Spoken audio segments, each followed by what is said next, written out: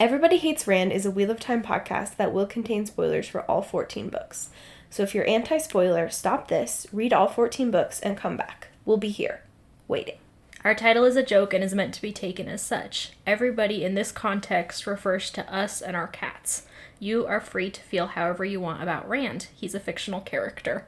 Please don't DM us. The world is a mess, Dark One stretching out his hand. The dragon's reborn, the fire's been fanned, but everybody hates Rand. Everybody hates Rand. Everybody hates Rand. Okay, hello. Hi, everybody. It's episode 300. It's our 300th episode of this podcast. I should have brought air horns. Meow, meow, meow, meow. I was at the grocery store the other day looking at their minuscule party section. Yeah. Because I was like, I need some celebratory items. Yeah. And what I wanted was those little things that you get on New Year's Eve that you blow into and they uncurl and make a funny noise. But they just had silly string and air horns. Nice. And I was like, I don't know if it's responsible to just sound an air horn in public. Yeah. Or in private, really. Yeah. The way we live in an apartment. So no air horns, just our excitement, Our pizzazz. our love and, support Yeah. for you guys. Yes, for listening. Yeah, for the 300th time. 300th time. This That's is wild. Everybody Hates Rand, your friendly neighborhood Wheel of Time podcast. I'm Emily Dushaw, And I am Sally Goodger. and we have curated a selection of your Yes. your finest questions. Yeah, we decided to do. Finest vintage. Yes, they are vintage indeed. Mm-hmm. We decided to do a Q&A episode to chat with you guys and do some reflecting on the series that we are reading, as well as things more broadly. Do you have any particular structure that you want to follow? No, we just go where the wind takes us. Okay. We've got a list in front of us from various friends and listeners. Yeah. And listeners who are friends. Yes. That Venn diagram is pretty circular these days. We'll just go off the bat, right? Sure. I think that's good. What is this podcast if not unstructured? Guaranteed unscripted content. Yeah. For 300 episodes and counting. That's right, baby. I think the last time we did a Q&A was episode 100. I know. And 200 passed with nary a whimper. Yeah, I don't know what's going on with us We were there. probably what was happening was we were in the middle of one of the bad ones. Yeah. And there was no momentum. Yeah. Let's... Okay, let's kick it. We've got a block of generally separated into Wheel of Time questions, broader book questions, and then other. So, Miscellaneous. I'll hit you with a couple rapid-fire Wheelie Time questions. Sure. This comes from Jen D., who is one of our patrons. Thank you, Jen. Love and adore you. Saluting anytime we mention a patron. Yeah, I'm exactly. saluting, We're all yeah. saluting. Tybalt saluting with his wee little paws. Braver than any U.S. Marine. And Jen asks, old callback, but for the entire series, favorite and least favorite character. I was really thinking about this one Me too. last night on my commute home. The favorite character will surprise no one, even after the things that Brandon Sanderson put him through. It is and always will be Matt Cathon. Yeah. He's just a little guy that intrigues me, Yeah, I think Matt is probably my answer as well. Yeah. I think I have a lot of side characters I could pull for a funny bit, but Matt is Grady and Niald. Duh. Gaul. Yeah. Satalanon. Of course. Duh. Who could forget? Bella the horse. Bella the horse. Making a comeback. We forgot to reference that. Yeah, in our last Oliver's episode. writing Bella. Oliver's writing Bella. Bella's never had a more useless writer Yeah, in her entire Bella's career. like, are you fucking kidding me I was right like, now? I'm famous. Yeah. Who's this bitch writing me? Yeah, Matt is just such a good character. Like, if you are talking about someone that you can just fit so much character into, you know, he's got great archetypes, he's got great plots, he's doing interesting stuff with the military and with the hero's journey. When Robert Jordan was writing him, he was genuinely funny at unexpected moments. Yeah. And yeah, I just think he's a great character. It's been really sad to watch him dissolve before my very eyes. Yeah. That's been really sad, but I think like that's... Kool-Aid and warm water. Exactly. I think that's a common Wheel of Time fan experience, though, is just watching Brandon Sanderson fumble on that one. just a real L. Yeah. Yeah, I think the thing about Matt is even at his worst, whether in Brandon Sanderson or Robert Jordan's hands, is he does have a lot of potential just because he's so, you know, his inception came from such an interesting place of archetypes and things that intrigue us. I think I have a whole blog about why the trickster archetype is so fun and intriguing. So if you're on Patreon, check it out. And in the same vein, my least favorite character is the one who has the least potential to me. Like, even Tuon, whom I hate. Yeah. I think had potential as a character and as something that could have been done. Gawain, on the other hand, I don't think there was anything there. Gawain's a character who successively gets more and more useless. Yeah. From a plot perspective, from a character perspective, he brings nothing to the table. Yeah. So that's my definitive answer. That's a very good answer. I was trying to think about least favorite character too, because my immediate gut reaction is Tuon, which will surprise no one. She's objectively the worst person in the series. Yeah, I have a very hard time with her, and I have. I think one of the hardest things is like seeing the potential that character could have, and then just being like, no, we're actually just going to stick with the fascist thing. We're doubling down on that. So that's kind of the one that I can't really get around. But to try and come up with a more interesting answer, Gawain's so good though. It's really hard to. Can be Gawain also. Yeah. No, I think I'm going to stick with Tuon. I'm going to stick with my gut. No. She and I have a lot of beef, but there are so many bad ones. Yeah, especially as the series goes on. You're like Talonmor, Galad in a lot of instances. Another character that I feel like doesn't really have a whole lot of use in the narrative. Gawain honestly, and Galad. the whole Tricand house is not doing much for me. I know Elaine is beloved by some, but Elaine also seriously lacks potential in my mind. Yeah, you're right. The Tricand household is sort of true. Even Morgause, kind of that whole family. Morgause, most of all, perhaps. Yeah. Are really doing not much. Yeah. Yeah, next question. Bjork, also a patron, asks, what are your favorite plots and, more importantly, your favorite plot holes? Well, I didn't really reflect on this one. I need to... I know, it's such a funny question. You have a... No, I think it's just such a funny question. Yeah, your favorite plot holes. Yeah. I do like, in terms of plot holes, the late stage one that Brandon Sanderson slid in there with the mysterious desert woman who may or may not be God. And he was just like, oh, and expected us to be like, that was normal. Yeah. Sure. What? Okay. Sure. No big deal. What about it? Favorite plot holes. I'm really stuck right now just because where we are in the narrative of the whole thing that's going on with Slayer. I wouldn't necessarily call that one my favorite, but it is quite egregious. Glaring. It's one that I chew on a lot. Plot holes. We talk about them so much. How can I suddenly not think of a single plot hole? A total blank. My favorite plots are obviously Matt in book 3. Yeah, it's a real classic. Also, Matt in book 4 is a truly iconic one. I'm also fond of Edwin's ascent to the Amerlin seat and her subsequent sort of handling of power. Although that got very dull and repetitive in the later books, I think overall it's very comforting. Yeah. In an odd way, just, to see a character consolidate power in a very competent way. That's fun. What else do I like? I like Rand in book 3 also. Yeah. Him just going totally off the deep end. Love that for him. That was fun. My favorite plot hole is who killed Asmodean, because Robert Jordan was such a douchebag about it when he was like, isn't it obvious? And we're all like... Hey, what? No. No, you fucker. Same vein, my other least favorite plot hole is Mazur, Tim, and Demandred. Yeah. Robert, we all knew. Yeah. Stop it. Yeah. You bastard. So stupid. So yeah, I'm sticking Who Killed Asmodean for the just sheer insanity of that one.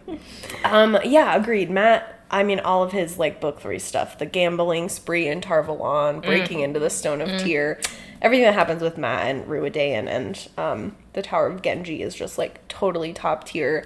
I'm very fond of Nynaeve's path to, like, heal Gentling. I think that's a really interesting that is also plot. cool, yeah. And, like, a very fun thing that's going on with the magic system there. I find the Black Tower plot and, like, as a concept quite interesting. I think, again, in the later books, the execution becomes a little rougher, but just the idea of sort of the Black Tower and male channelers taking back a space for themselves is pretty fun, especially when Rand does it at the beginning as, like, a weird cult leader farm boy. Yeah, I really like the White Tower breaking. That's a good one. Not necessarily the aftermath of it, but in book 4, you know, the sort of slow burn of men coming in and having all these creepy viewings. Yeah. And this sort of slow descent.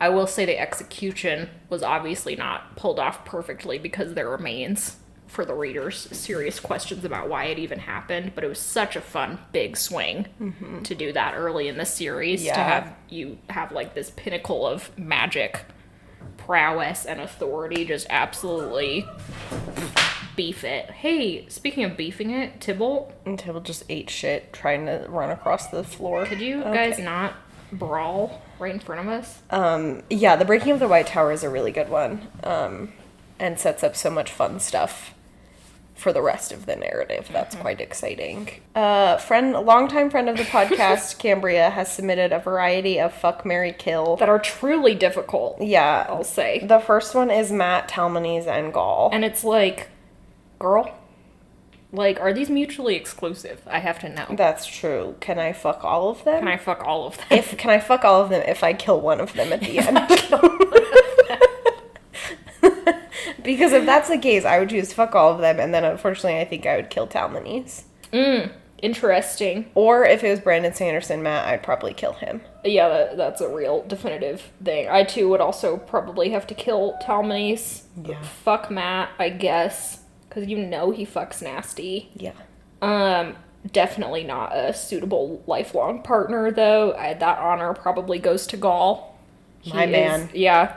He's loyal. He is brave. Yes. He is 7 feet tall. Exactly. What else can you He ask can for? protect you. He can reach things at the grocery store. He can open so many jars. And what else could a woman want in a man? What else could a woman want? He's so ride or die, ready to do anything at the drop of the hat. And he's funny. And he's funny, and he's Yeah. cute. Mm-hmm. Everyone in your family would love him. Yeah. I think Bring him to the barbecue. Yeah. You'll love to see it. Yeah. So those are our definitive answers. Should we get a more... Sure, let's get a more thought-provoking... Not that these aren't thought-provoking, but the answers are kind of short. Let's go start with this one from Sylvia, who's another one of our patrons. Thank you, dear. Is there an author that you think would have been a better fit to finish the series instead of Sanderson? As a companion to that, what are the things you dislike about Brandon Sanderson's approach to the series? Well, you know, hindsight is 20/20, of course. Sure.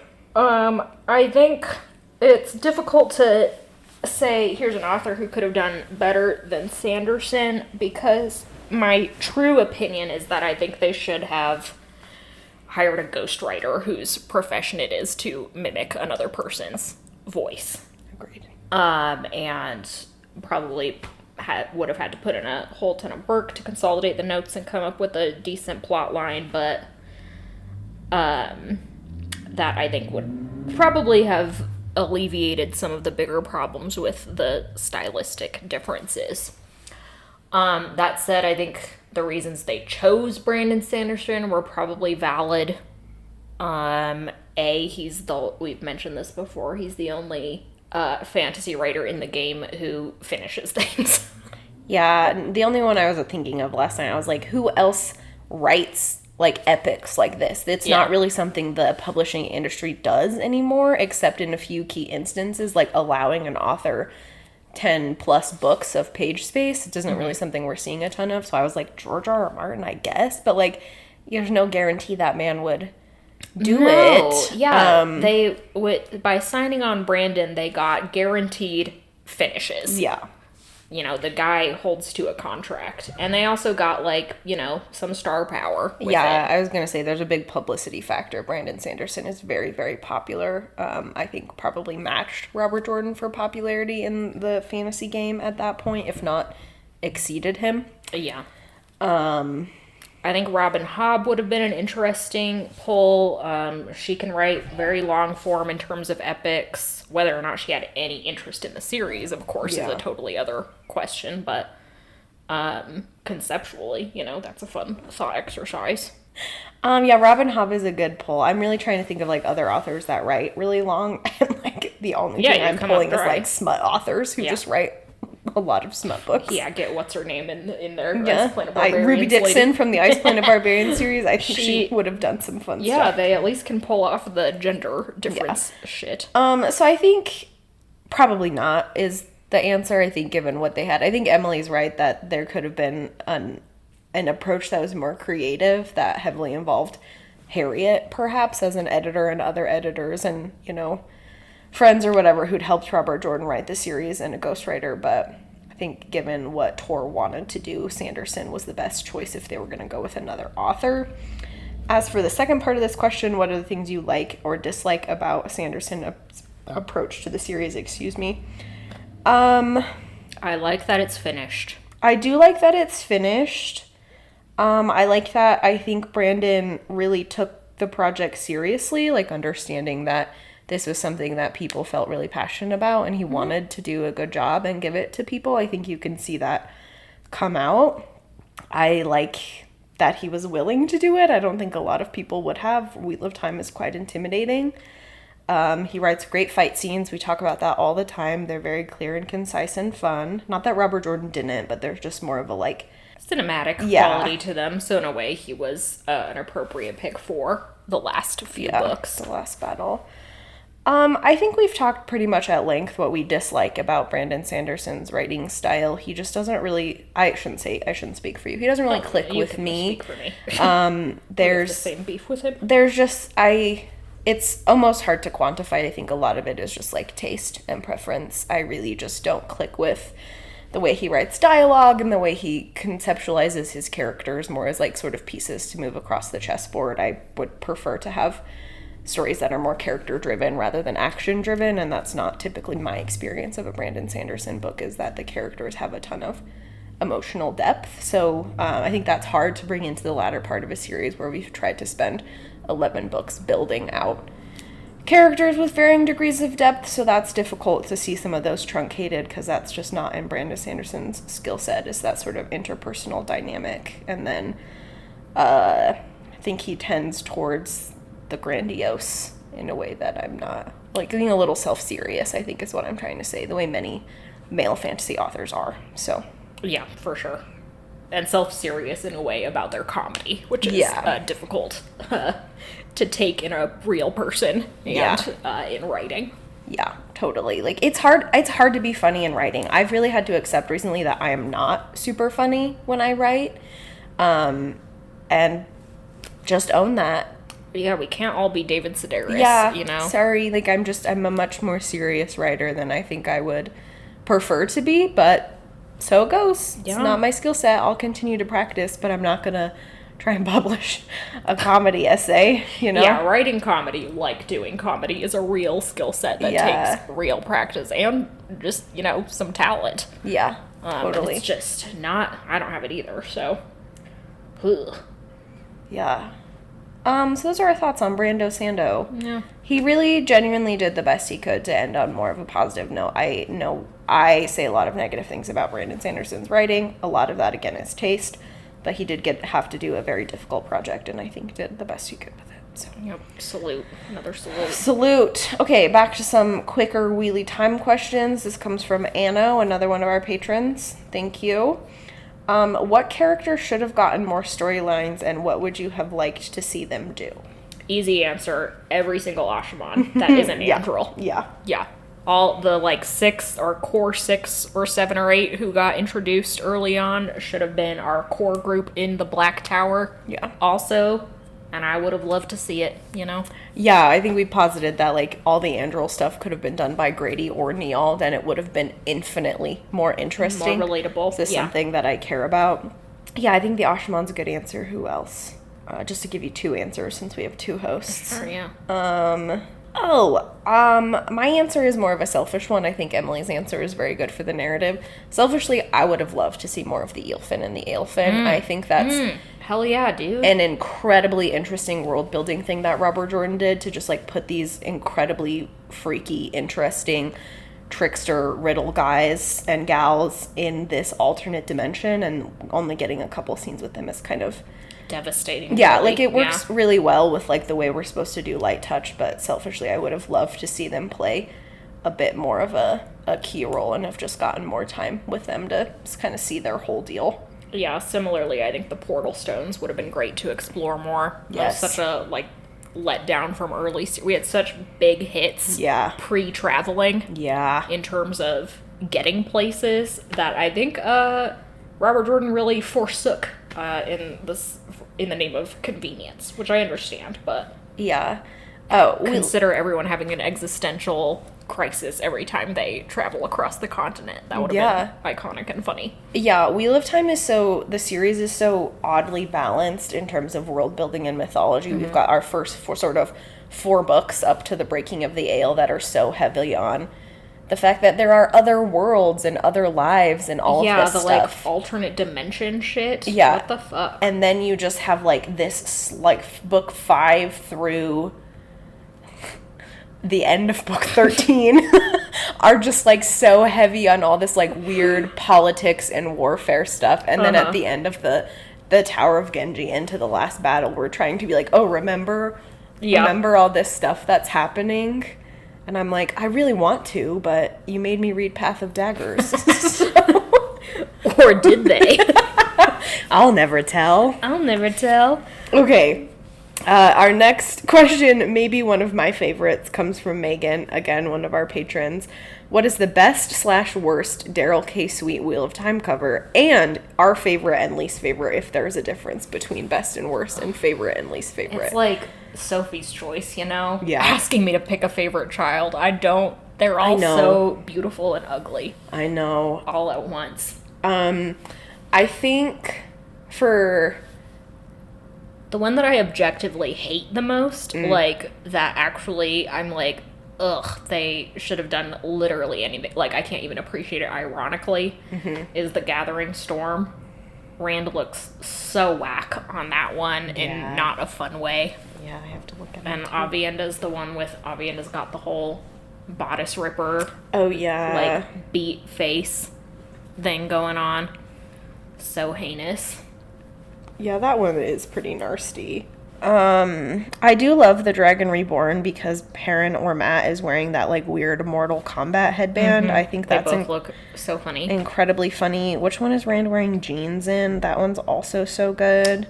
Crown of Swords is good because Rand's like his bicep has ripped through his tunic. Yeah, I think I like Crown of Swords the most just because it's so, oh no, it's not jeans. It's not jeans. Where are you in the jeans? I think it's Gathering Storm that he's in the jeans actually. The Eye of the World is like inoffensive, I guess. Yeah, it's pretty iconic. Yeah. Oh, it actually might be the Dragon Reborn that he's wearing jeans in as well. Got, like, so yeah. blue, and there's Ishamael's floating head. Yeah, so I would say the Dragon Reborn is my favorite. Is it the best? No. No. I'm fond of Lord of Chaos and Crown of Swords for having the most Fabio type Rand covers, and I just get a kick out of them every time. I also, when I was reading them hardback, anytime I've done that in my life, absolutely cringe to bring those ones out in public. Oh, yeah. I was just like, ugh. It's quite embarrassing to read a Daryl K. Sweet Wheel of Time. Oh, Knife of Dreams is bad, too. Look at Perrin. Who's this man? Who is he? He looks 40. Yeah. Okay, so those aren't super concrete in terms of best or worst, but that's our quick rapid fire Daryl K. Sweet review. And then we got another fuck, marry, kill. Another, this one's hard, Cambria, because it's bad. Yeah. Gareth Brand, Swan, or Eleda. Ugh. Can I kill all of them if I fuck one of them? Yeah, exactly. It's the mutual exclusivity thing. Okay, I'd kill Aleda. Obviously. I guess I would fuck Swan, especially if it's show version Swan. Yeah, she's quite a hottie. She's a mega hottie. Because Swan is so annoying that I could only take a small dose of her, you know?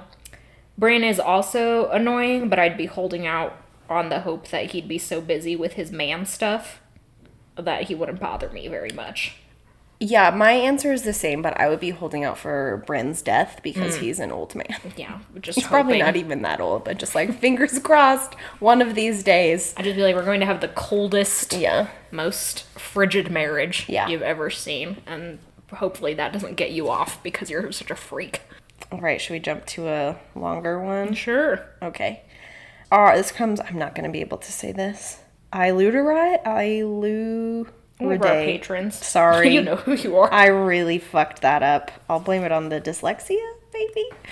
Okay, the question is, what are your thoughts on famous fantasy enthusiasts like Henry Cavill putting Wheel of Time on their must-read list? How does your must-read list look like, and how do you rank the Witcher books? I've never read the Witcher books, I'll be honest. Yeah, I have not either. I've watched the show, which Sally hasn't, so we're a Witcher less friendly household, I guess. Not like it's a bad thing. It's just Yeah, whatever. really I just something haven't we've crossed encountered. paths with them, yeah. Yeah, I've watched the show get progressively worse. Will not be watching now that they've recast Henry Cavill. Oh, yeah. Among other things, the show's just going in a weird direction. Haven't read the books, haven't played the games. I guess I overall don't like the concept of must-read lists. Yeah, I think they're very pretentious and... I think they're like a way to police. Yeah, policing's a better word. Who gets to be Yeah. a nerd. Yeah, I think there's a couple ways to think of like a must-read list. You have like must-read in terms of like the literary canon, which we could talk at length about. I do think there's some value in the way that our like society marks books that have cultural relevance. That's an interesting conversation. Like, what is a canon and how do we develop that? In terms of like a must-read list in popular culture, especially that comes from like the fantasy community or like nerd community, I think policing and like gatekeeping is the perfect kind of phrase. Like, you can't enter into, like, how many times have you guys had a conversation with someone and be like, oh, I can't believe you haven't read that. How have you not read that? Yeah, and and it's have like, you ever not been annoyed by that person saying that? yeah, like, has it never not made you feel like, okay, well, fuck you, you Yeah. know? I'll never read it now. Yeah, now I don't want to read it. So I think they're, yeah, exclusionary and unhelpful, really. I think a must read list, it can just be kind of whatever you in your life feel like you want to engage with. Yeah, I also, I guess, kind of feel like, why do I care what Henry Cavill wants to read? Yeah, I am having a particularly bad week in regards to like celebrity culture and like that the influence that holds over us. Well, I will say two things on the matter. One that I hope is more intellectual and one that is just kind of petty. I don't think many people in the public eye who give out must-read lists are particularly well-read or particularly educated on like what makes a good book. So usually I look at someone like Henry Cavill's must-read list and I'll be like, no offense, Henry, but I'm glad this works for you. It does not work for me. Sure.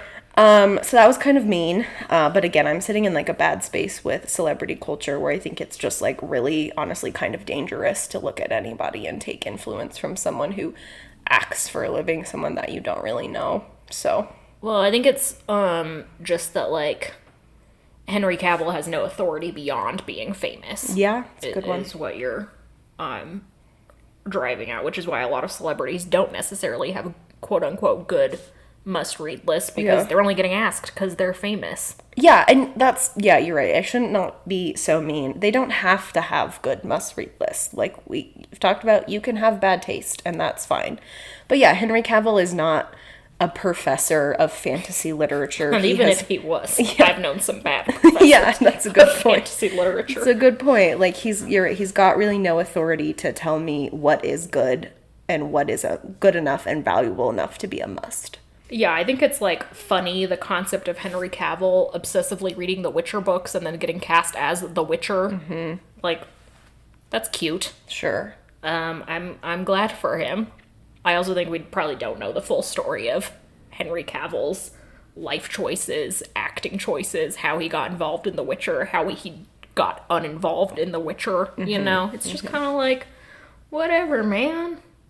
He's a weird, beefy guy. I'm glad he likes to read. Yeah, I'm glad. I am sorry for being negative and saying a quasi-mean thing about Henry Cavill and other actors who just want to be little nerds. Again, I'm not in a good space with these types of people. We've been talking a lot about right how now. Celebrities tend to let you down in terms of their personal behavior as well as their public behavior. Yeah. So, not a good place. So not a good place, but generally...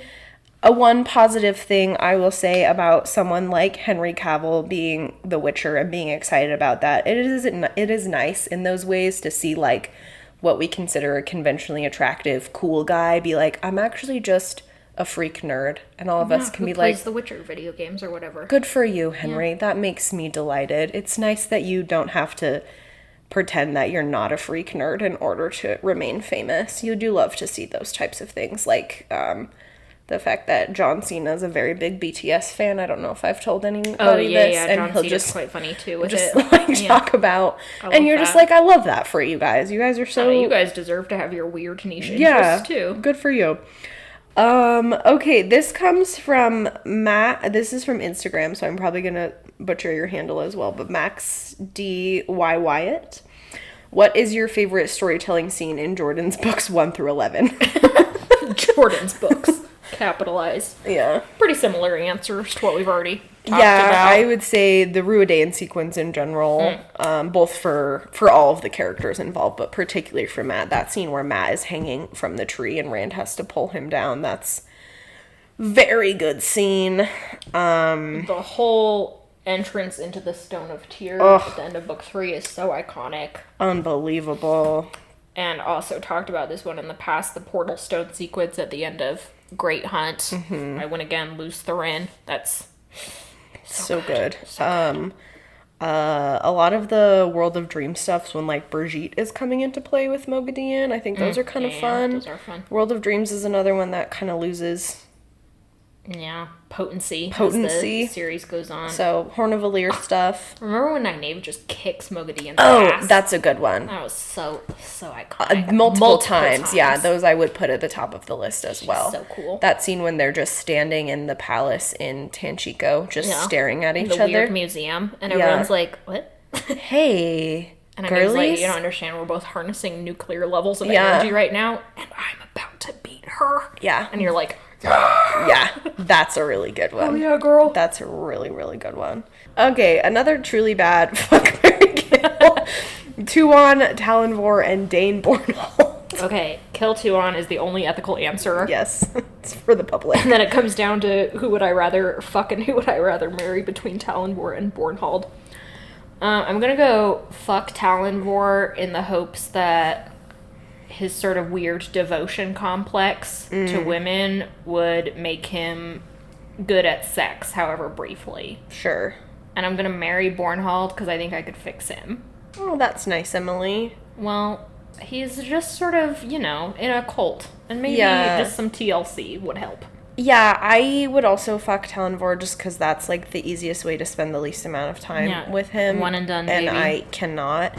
And with Bornhold, you always have the opportunity of a sexless marriage, right? You don't have to have sex with your just be like, spouse. Bye, I'm leaving. And you're right. Maybe he just needs a presence in his life that isn't the White Cloaks, and he'll become deprogrammed.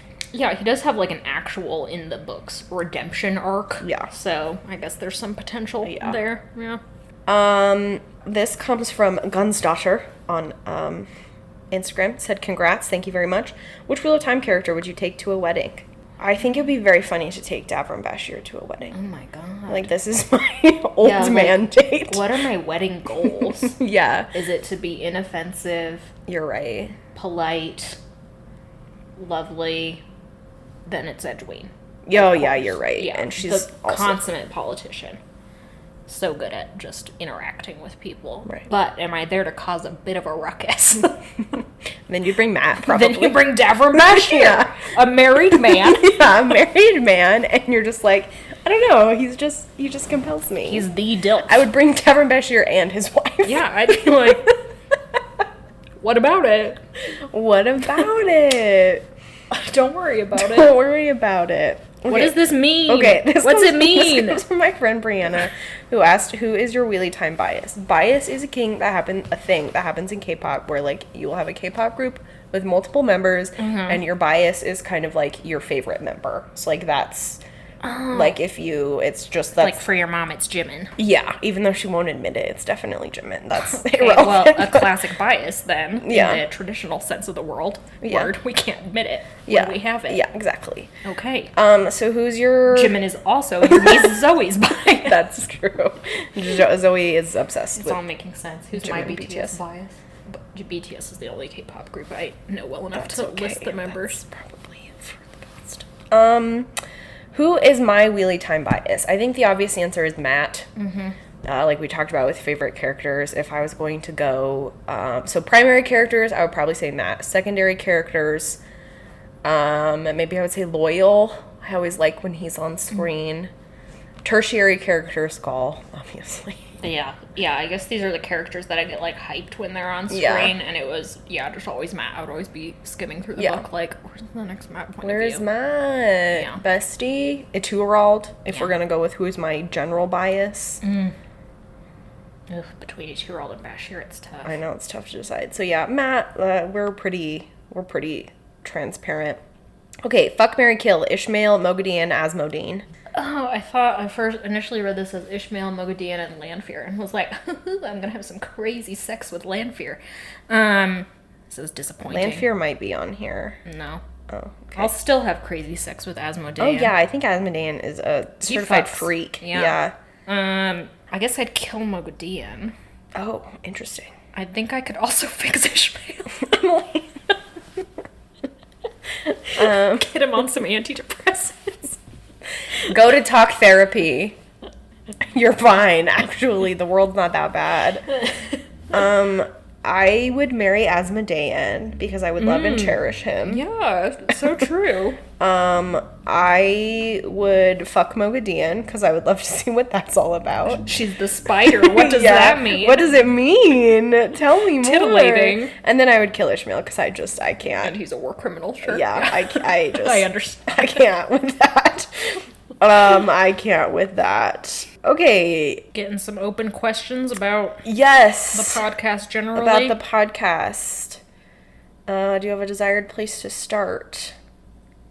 No, we can just run through these real quick. Okay. Arun, one of our patrons, asks, how did the two of you meet? Yeah, I think we've talked about this before. We met on a study abroad in London We sure did. via our university, the University of Utah. Yep. And history from there. And Emily's life went downhill.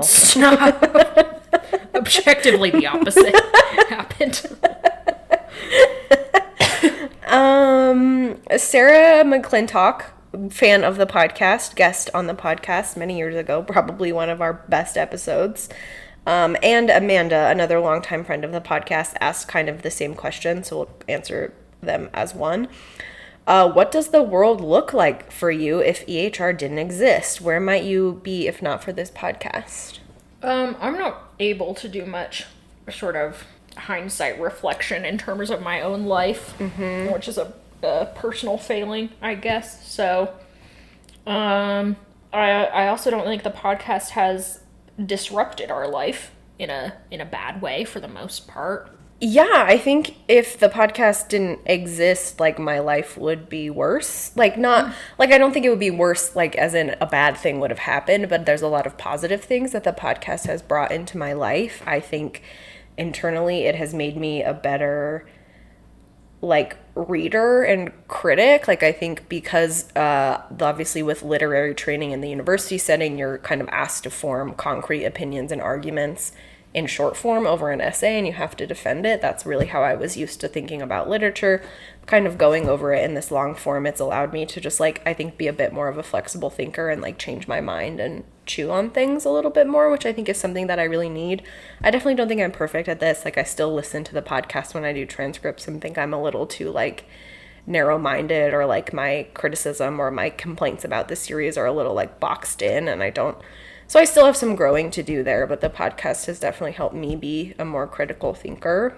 Yeah, this is very similar also to another question from our Instagram follower, Geometry Failure, who asked about the best, worst parts of doing the podcast and anything that surprised us. So, kind of along all those lines, I think without the podcast, my life would have had more free time in it, in a both a bad way and a good way. I think back to the early days of the pandemic, when a lot of what kept me sane, at least, was having structure in my life, including the podcast and being able to like think about that and interact with people in a like virtual setting. It's been great to have a community, however small, you know, we're not big time podcasters, but it's been great to get to know people on the internet, which is lovely. Totally. We've met so many cool people and have had so many wonderful interactions, and I think formed some really genuine friendships with people, which is really exciting. So I think my world would look a lot smaller. I think not only would I not have this specific community, but I wouldn't really understand what it's like to be in a community on the internet. That's not something I've ever really got to experience before, which was really exciting. And really fun, and just been really delighted by the amount of support that we've gotten. And where might I be if not? It's hard to say. Like Emily kind of mentioned, a lot more free time, the podcast kind of jumping to anything that surprised us. We obviously have a very independent podcast, not a lot of, like, I mean, quite a few of you listen, and it's always wonderful and delightful and a bit surprising still that many people listen to the podcast, but it's by no means big. And it's kind of surprised me that even maintaining quite a small podcast is quite a lot of work. Like, it does take quite a few hours out of our week every week. And more so when I was hitting the social media harder, but what kind of the worst part for me was just like social media can be really draining, and I feel like I never figured out how to be really good at it. And feel like I've never really found a way to promote the podcast that was super successful. So thank you to everyone who has found us over the years in a variety of ways and continues to engage with our socials. That has been the worst part, not in so much that it's like a truly awful task, but I find it kind of debilitating for whatever reason doing the social media for the podcast. And I really backed off of it a few years ago when there was a lot of personal stuff going on, and I never really got back to it. So I feel that's one of my podcast regrets, perhaps, that I never really continued with that high level of promotion that we were getting. Best part remains the community, I think, and the people that we've gained, as well as for me, I was thinking about this a lot today, this podcast has done a lot for me to help me understand, like, really understand the value of people who create independent media, like people who are not subject to sponsorships, who either are not big enough to be subject to sponsorships or have made the active choice to decline sponsorship money. So that's very specific to podcasts, but even like independent authors and independent artists, it's really helped me understand. Like, I always would say that I wanted to support them, but now having been someone creating independent media, I can just like have more of a look into the value of the small communities that you create, and the value of, like, I'm honestly delighted that we've never had to have a sponsor or deal with any of that, or like have somebody tell us that we can't say anything that we want to say, you know, stuff like that. So that's been another sort of surprise and best part for me, but that was a lot. You take the reins. No, I agree wholeheartely with all of that. The community has been very valuable, as has just, you know, being able to talk to you every week about books. Probably the worst part for me is that I'll never read Wheel of Time again. Yeah. That, like, this project has effectively killed any nostalgia I had for the series. Not totally. I can still enjoy so much the really good aspects of it, but like, this podcast partly got started because I reread the series when I was dealing with an insane eye infection while living in New York City. That was just, like, the books that I had my mom ship me, because all I could do was sit around and read, so it was just like, yeah, I might as well kill these long-ass books. And then I sort of nagged Sally to read them until she did. And luckily the first books are the best books, so we got interested in them. And, you know, I was able to just, like, turn my brain off and enjoy what I had enjoyed as a teenager. And in many ways, I don't regret losing that ability, because I think it's made me a better person and a better reader overall. But, you know, there's always, like anything with growing up, you lose something. Sure. Well, I'm sorry. That stinks. I was thinking also today about how I think I've lost just some ability to, like, enjoy Wheel of Time. Yeah, you lose a little innocence. Yeah, like, which I'm sorry that the project has ruined some of that nostalgia for you. I'm sure I've played a big role in that and being, like, a mega hater about a lot of stuff. I've been a mega hater right along with you.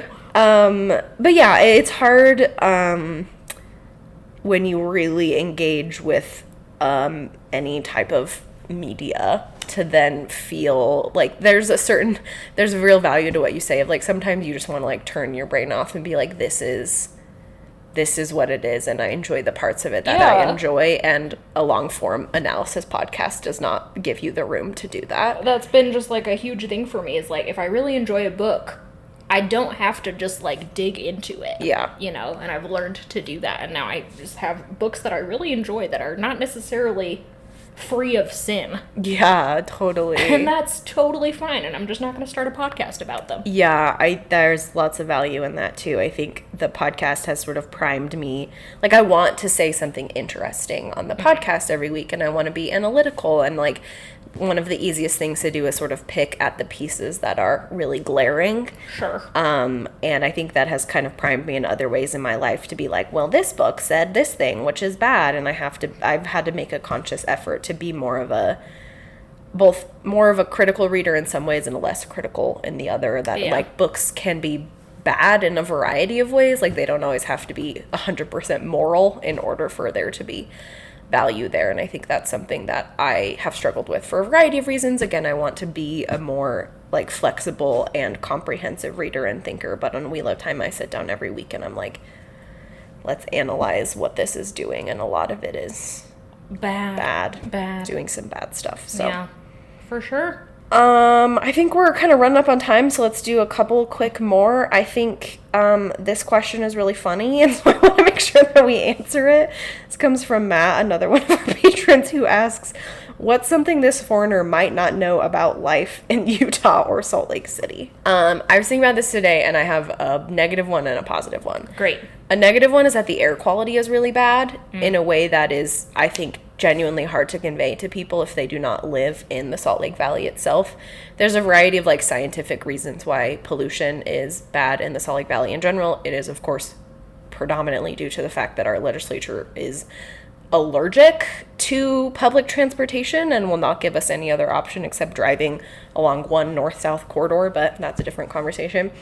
It has to do with, like, the geography of the valley and drought and stuff, but the air is truly quite bad, and that's a surprising thing. I think the positive thing is that I think Utah gets a particularly bad rap for being very, very conservative, which is true, which is very true, but the bad rap, I think, is sometimes unjustified. I think there's I have experienced very strong queer community in particular in Salt Lake, in large part because when the world is dangerous around you, you have to form stronger bonds with the people that are going to protect you. So maybe not like 100% positive, because a lot of it has to be reactionary to the hate that we're receiving as queer people, but there's also a lot of people of color and really cool activists who fight really hard to make the world a better place, and that's a really hard thing to do in a very conservative right-wing state, and they're really doing a lot of really amazing things. So yeah, Salt Lake City itself is a very different animal than the rest of Utah,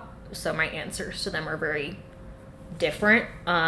Salt Lake City's great. It's like any cute city that you're going to go to. There's going to be cute restaurants. There's going to be cute independent bookstores. Yeah. You're going to see a lot of gay pride flags in the windows. And that's great, you know, it doesn't really, it's not really connected to the rest of Utah's bad reputation. In the rest of Utah, here are things you gotta know. Holding looks like a strip mall. Oh, yeah. Whole Valley, total strip mall. Except for when you come around the point of the mountain on I-15, which is the aforementioned north-south corridor, you can look out over Utah Valley and count church steeples and swiftly reach triple digits. Yeah. And that's pretty funny. Also, a thing unique to Utah is soda stores. Oh, you can that's go such through a good one. drive-thru, get a soda that has multiple flavors in it. It's like snow cones of sodas. People don't drink as much coffee in Utah, and they drink a lot of soda as sort of a caffeine substitute. And that gets made fun of a lot, but I think they're really funny. It does get made fun of a lot. Again, the sort of like, everyone loves to shit on Utah for a variety of things, and everyone's like, why don't you just drink coffee? And I'm like, there's a variety of doctrine reasons and also personal choice reasons. Like, I don't drink coffee because I think it tastes like battery acid. Sure. So no shame. I don't care if it's cringe, I don't care if you hate it. I love pulling up to the Swig drive-thru, getting my Diet Coke with sugar-free coconut in it, and you will pry that from my cold dead hands. Yeah. We might have to go to Swig after this. The hottest place in Utah Valley is, number 1, the Swig. Number 2, Target. Yeah. And that's where you're going to get all of the nightlife. All the poppin' nightlife. Yeah, Utah is very suburban, obviously, outside of Salt Lakey for sure. So yeah, my quip is that this place is just, you know, it's a baby gap. The air's poison, and there are more children than you would expect running around. And if you're gonna deal with those things, then you're set. Yeah, think of as many children as you would think in a state with a lot of Mormon families, and then like it's more. Triple it. It's more than that. There's a lot of kids. Don't go into a fast food. Don't go into a Chick-fil-A. Yeah, don't. Utah loves their Chick-fil-A, man. Okay, we're nearing the end of the hour, and I think we should end on this very wonderful question. Susan, I didn't highlight you, Susan, but I also believe you are one of our patrons, who asks, what is next for the AHR podcaster heroes and their cats? Probably more importantly. Oh, yeah. I can answer for the cats quite easily. Yeah. What's next for Ed? He will continue to spend his days sleeping, eating, and yelling at us when neither of those things are possible. He's currently sitting next to me staring, which is his signal that he wants me to go supervise while he eats. Yeah, Ed is a freak. For Tibble, he will continue his neuroses. He is incurable. He's a medical marvel. The most neuroses per cubic centimeter. In the space-time continuum. So that's what's next for the cats. Yep, they're both in good health as of this recording. We hope to have them a long time. Yes, we sure do, despite all our complaints. What's next for us? Good question. As of right now, there are no plans to do any additional podcasts. I think we both very much need a break. As mentioned, it's quite a lot of work and can do some interesting things to the brain when you are asked to think this much about any particular piece of media. I think we're both looking forward to having a break from a long-form project like this, and also having some time to focus more on other creative projects. As we've mentioned many times, both of us like to write. We do write. We like to write, but we are also both writing projects of our own. We are thinking, however, that we will set up a type of newsletter, perhaps a Substack or something like that you guys can subscribe to, and will periodically give you updates of other creative projects that we're engaging in. If we choose to do any other audio format, that will be announced through there. And if we choose to start publishing or have anything up for purchase or anything like that, you will also be able to access those projects through that newsletter. It is currently not up and going. I will work on getting that set up soon so that as the podcast winds down, you guys can start connecting with us in that format. What's the plan for Patreon? Close it? Here's what I'm going to say the plan for Patreon is. We likely will not continue to post content on our Patreon. However, as previously mentioned, both Emily and I are engaging in creative projects of other sorts, and if you happen to have any investment in those without having ever laid eyes on them, you can continue to give money to the Patreon, and that will help us continue to pursue those creative pursuits. You will not, however, get any content for that. So I would encourage you guys to spend your money somewhere else to creators that are giving you content, and perhaps more marginalized creators, queer, trans people of color. But we're not gonna just shut it down. Yeah, we're not instantly gonna shut it down. And I know some of you are so kind and really want to give us that support. And if you want to, and that makes you happy, promise we will try to put it to good use. So, anything to add? What's next for you? What else? No, I'm looking forward to getting into gaming. Yeah, there you go. I want to play video games in my Slay, bestie. hours of free time in the week. That's just something I have a lot of guilt about due to the way I was raised. So I will hope to unlearn that and just play video games to my heart's content. Play video games to your heart's content. You can always become a Twitch streamer if you get really bored. If I start streaming, you guys, you will be the first to know. I think we all remember the early pandemic days of me frantically streaming, not even streaming, Wind Waker. that whack-ass setup of Wind Waker. Yeah, if you guys enjoyed that, let me know and I'll try and figure out Twitch one last time. That would be so funny. Here's Emily playing, what is it? What's the D&D one that everyone was Baldur's Baldur's Gate. Yeah, I'd have to get into PC gaming, which I think is also how most people stream. So, yeah, you'd have to, send me money to get a PC set up.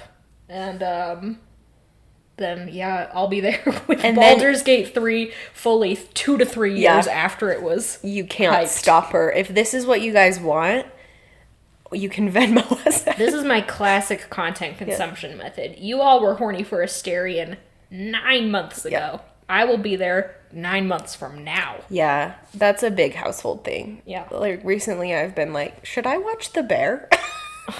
No! Yeah, Emily's also told me, due to my personal cocktail of mental illness, that it's probably not a good show Absolutely for me not. to watch. But yeah, I annoyed everyone when last year I was like, have you guys heard of Squid Game? And they were like, you suck. So that's one thing EHR will try to do in the future. Maybe be a little bit more on the pop cultural pulse. Probably not. So yeah, look for our next creative projects, or next creative endeavor, whatever that looks like. Send Emily money so she can become a Twitch streamer. And I don't know. I will read the Demon Slayer manga. That's my project of the moment. Ooh, and what a good one it is. It's very funny so far. So yeah, thank you guys so much. I am glad we took a pause here to just kind of reflect for a second. I'm having a hard time processing the fact that the podcast is ending, as much as I am in many ways looking forward to some free time and like the next stage of my life and whatever that looks like. I think, as we've talked about many times on the podcast, there's value in knowing when something needs to end. Luckily, Wheel of Time gives us Robert Brandon. So it's nice that kind of the structure of having a book series end gives us an end point as well. I'm having just a hard time processing the fact that it is going to end. I don't handle like change super well. I'm also not really great at processing grief, and I'm feeling a lot of grief just as the project ends. It's a normal thing to grieve it, and the place it's held in my life for a really long time. So just sort of saying that now, if I start to get weird on the podcast or like emotional. More weird. You're right. For both of us. More weird. Please know that's probably just like kind of a weird one. It might be the last battle madness sinking in as Brandon changes point of view every like space madness. 3 sentences. Yeah. The timeline sickness or whatever they call it in the Umbrella Academy. Homicidal rage. And yeah, so just a plug here to just say thank you for all the support you've given us over the years. We'll say this again at the end of the podcast, but it's been, when we started this at that kitchen table at our shitty apartment in New York City, we genuinely never thought anybody would listen to it, much less the fact that we've met some really cool, really smart people who I hope we will continue to be able to connect with for many, many years to come. So Yeah, I think that's a perfect way to end it. we'll just add thanks to Glenn and Mackenzie for the music. Yes, for the music. Our theme song. We'll pop our theme song in the beginning. It's such a banger. And thanks for all of your support. Thanks for all your support, and thanks for your questions. Yeah, we got some good ones. We didn't get to all of them. We didn't get to all of them. If we do another Q&A after the podcast, then we'll be sure to recycle those. Yeah. Okay, we love you guys. Take good care. Thank you all. Goodbye. Godspeed.